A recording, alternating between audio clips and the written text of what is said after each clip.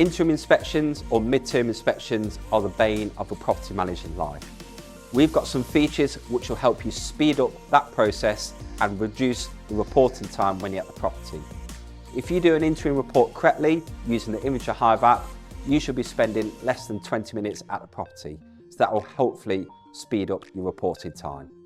We've also got a Diary with Maps add-on, which enables tenant communications with your tenant, so you can communicate with your tenant when you want to visit the property, whether you're going to use the management keys or without the management keys. So get in touch with Inventory Hive about that and we can share more details about that with you.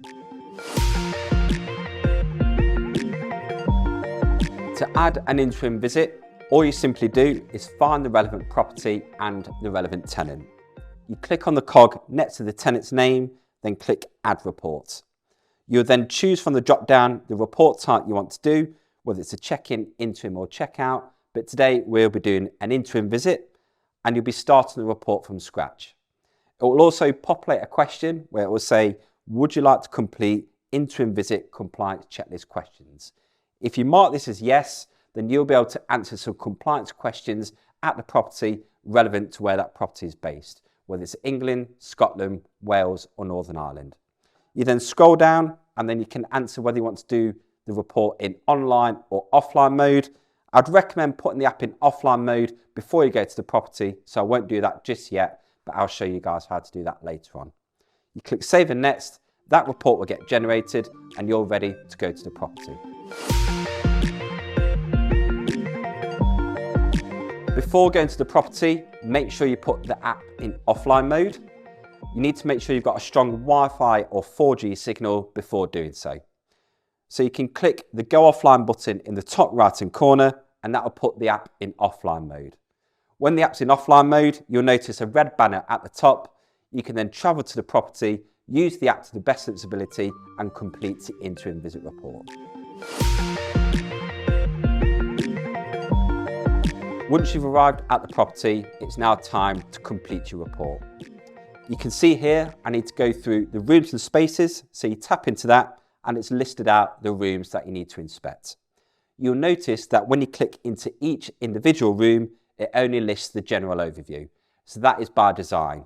There's no need to inspect absolutely everything in the property because you're only recording any maintenance issues, tenancy breaches, or anything that needs highlighting on the report. So you can go into the general overview and then you can choose from the drop-down menu what to include in your report. You'll notice on the drop-down menu, there's some specific drop-downs for interim inspections. So if you've gone round the property and noticed everything's absolutely perfect, there's no maintenance issues, no tenancy breaches, etc., you can add that into the first room of the property and then clone it to the other rooms in a click of a button.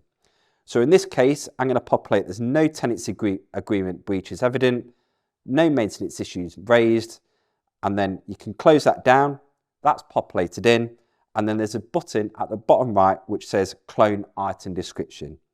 If you tick that and click Save and Next, you'll notice that description is cloned to every room in the property. So that means you don't need to physically go into every room and go into granular detail if it's all absolutely fine. So maximize and use the Clone Item Description button when you're utilizing the general overview. Before taking your general overview photos in an interim inspection, I would probably recommend not to use a 360 camera. The reason that is because a 360 camera captures the whole contents of the room, including personal photographs of the tenant and maybe even some documents on the fridge, such as hospital notes or bank details, etc.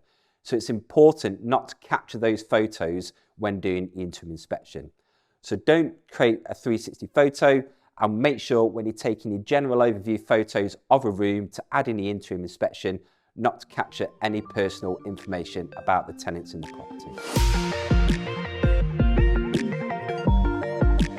When doing interim inspections, we always add in the general overview as an item as standard, and we remove all the other items from the report. The interim inspection is so you can skim around the property to record any maintenance issues and anything that needs urgent attention. For this example here, I've got a leaky tap and I want to include this in my report. So you go to the relevant room, so in this case I'm in the kitchen, and I'm going to add the item. So you click add item, type in the tap, and explain what the problem is. So I'm going to put in the tap is leaking. The item will be flagged for maintenance.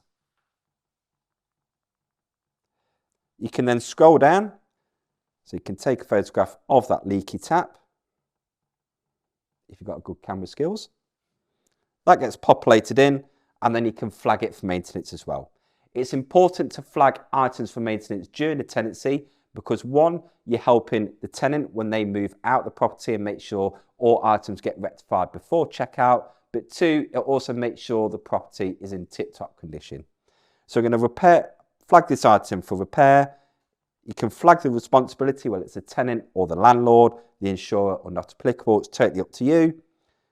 Approximate cost, and as mentioned, if you've got an integration with FixFlow, you can send that directly to your FixFlow account as well. If not, just click no. You click done, and that will get saved in your interim inspection report.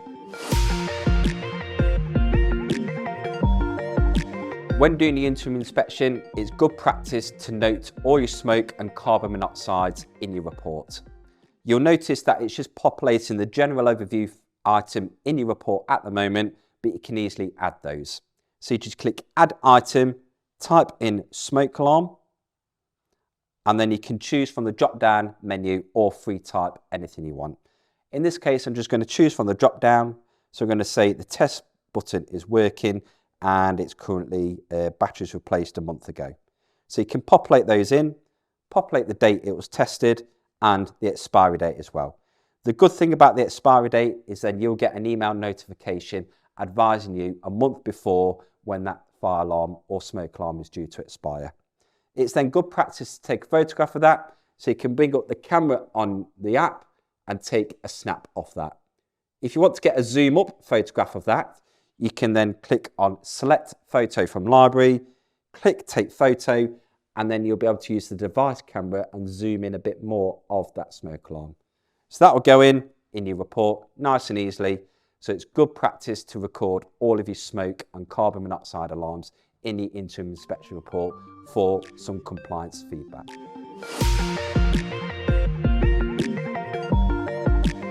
Now you've done your rooms and spaces and taken your utilities photos, if applicable, the next thing is your report notes. So you can add in any additional notes if you want to on the front cover, click done, and then the next thing is to do your compliance questions. When we set up the report, we enabled the questions so you can answer these questions when you're conducting your interim inspection report. So you just go through each of the sections on the interim visit, answer the questions, and they will get added in the report. So you can do that with the health and safety alarm compliance questions, fire door compliance questions if applicable, so you can answer those questions. But if they're not applicable, you can leave them out. Next thing is the access checklist, but you'll notice on these questions that these are already set to positive answers to speed up your reporting process. So you can have a look through the questions and make sure the answers that are pre-populated in match up to what you're hoping for. So if they're all correct, you click save and next and move on to the next thing. So in this case, it's tenancy related issues. So there's no evidence of smoking, no evidence of subletting, no evidence of pets. So they're all marked as no because they're positive answers, and you just work your way through. You can add in some photos if you want to support any evidence to the questions that are in the report. So you just click save and next, work your way through the compliance questions. So there's risk avoidance from inside and outside the property. Put down any urgent or non-urgent recommendations for immediate attention if you want to, and you click done. Once you've done your compliance questions, you'll notice they've been marked as green and completed on the app, and then you just need to check over the tenant's details and sign and submit the report off. The next thing is to check your tenant's details and then sign your report. So you can check them over nice and easily, make sure the name and email address is populated in if they're correct. If you need to edit that, you can do so. And then you can just sign off your report. So you click signatures and approvals. It will ask, was the tenant present during the inspection? With an interim inspection, they might be present, so it's totally up to you if you want to populate that in. In this case, they are, so I've marked that as yes. And do you require a tenant's signature for this report? Again, it's personal preference, but usually there's no need to get a tenant's signature for this report. So you tick that as no, mark the inspection start time and the end time, so it can all be audit trailed, your name, the inspection date, and then a signature. Once that's done, you can then sync your work back up online and submit the report off.